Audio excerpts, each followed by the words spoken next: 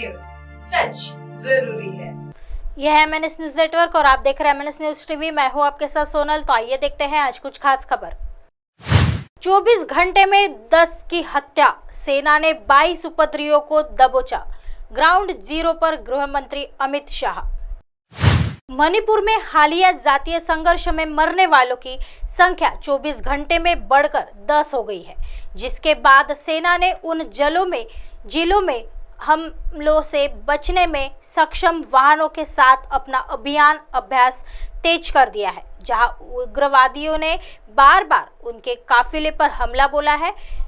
चुराचंदपुर में मान्यता प्राप्त जनजातियों के एक समूह स्वदेशी जनजातीय नेताओं के मंच ने राज्य में जारी हिंसा को रोकने के लिए राष्ट्रपति शासन को तत्काल लागू करने की मांग की है। जातीय संघर्ष से प्रभावित मणिपुर में भारतीय सेना और अर्धसैनिक बलों ने कम से कम 25 शरारती तत्वों को पकड़ा है, जिनके पास से हथियार, गोला बारूद और ग्रेनेड बरामद किए गए हैं। सभी 25 बदमाशों को मणिपुर पुलिस को सौंप दिया गया है। रक्षा बलों के एक प्रवक्ता ने बताया कि इम्फाल घाटी में और उसके आसपास गोलीबारी और झड़पों की ताजा घटनाओं के बाद कई लोगों को हिरासत में लिया गया है और उनके पास से हथियार जब्त किए गए हैं। उन्होंने एक बयान में कहा, इम्फाल पूर्व में सनसाबी, ग्वालताबी, शबुनखोल, खुनाओं में अभियान के दौरान सेना ने 22 बदमाशों को पकड़ा और उनके पास से हथियार तथा अन्य सामग्री बरामद की।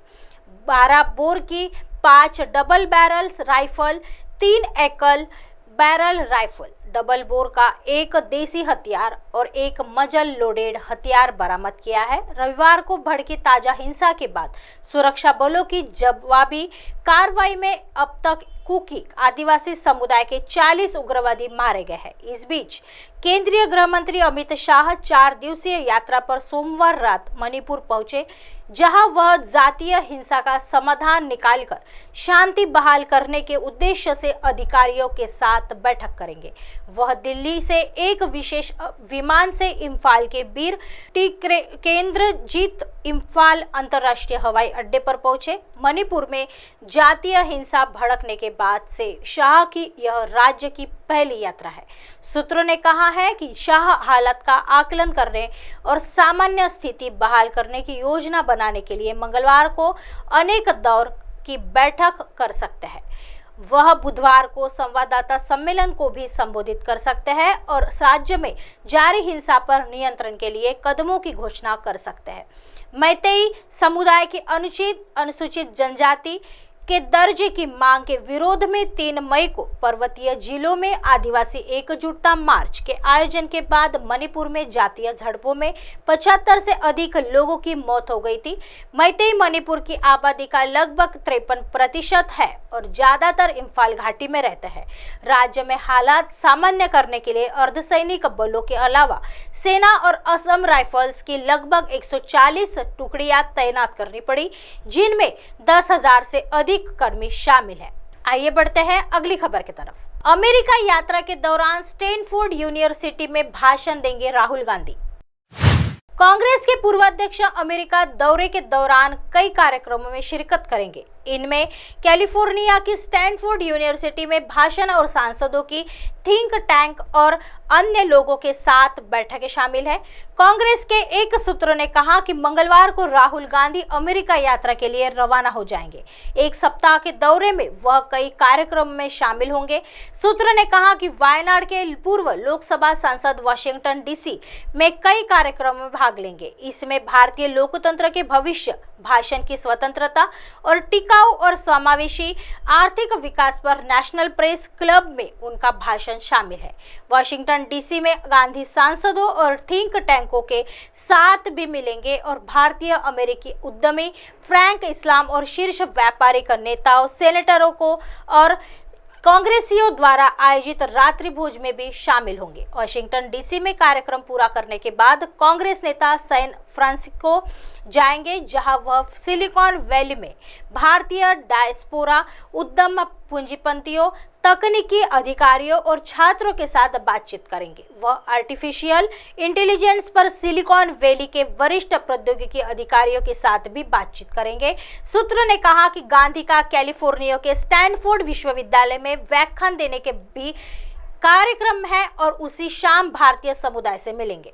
इसके बाद कांग्रेस नेता न्यूयॉर्क जाएंगे, जहां वह हार्वर्ड विश्वविद्यालय के हार्वर्ड क्लब में विचारकों के साथ बैठक करेंगे। वह दोपहर के भोजन के कार्यक्रम में भी भाग लेंगे और रचनात्मक उद्योग में सफल भारतीय अमेरिकियों के समूह से मिलेंगे। आइए बढ़ते हैं अगली खबर की तरफ।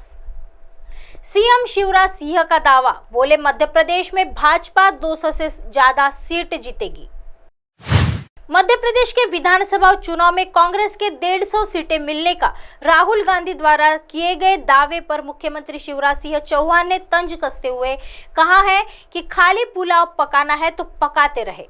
राज्य में भाजपा 200 से ज्यादा सीटें जीतेगी। मुख्यमंत्री चौहान ने संवाददाताओं से चर्चा करते हुए कहा, दिल बहलाने के लिए बाबा ख्याल अच्छा है। भाजपा प्रदेश में 200 से ज्यादा सीटें जीतेगी और उन्हें ख्याली पुलाव पकाने हैं तो वो पकाते रहे। ज्ञात हो कि दिल्ली में सोमवार को कांग्रेस के बड़े नेताओं की राज्य के प्रमुख नेताओं के साथ एक बैठक हुई। इस बैठक में पार्टी अध्यक्ष मल्लिकार्जुन खड़गे, राहुल गांधी के साथ राज्य के तमाम बड़े नेता मौजूद रहे। इस बैठक में आगामी चुनाव पर चर्चा हुई। राज्य की कांग्रेस इकाई की ओर से राहुल गांधी की फीडबैक दिया गया है कि राज्य की 230 सीटों में से कांग्रेस को 150 सीटें मिलने वाली है। इसके बाद से सियासी गलियारों में हलचल है। उसी के बाद शिवराज ने राहुल गांधी का नाम लिए बगैर तंज कसा है।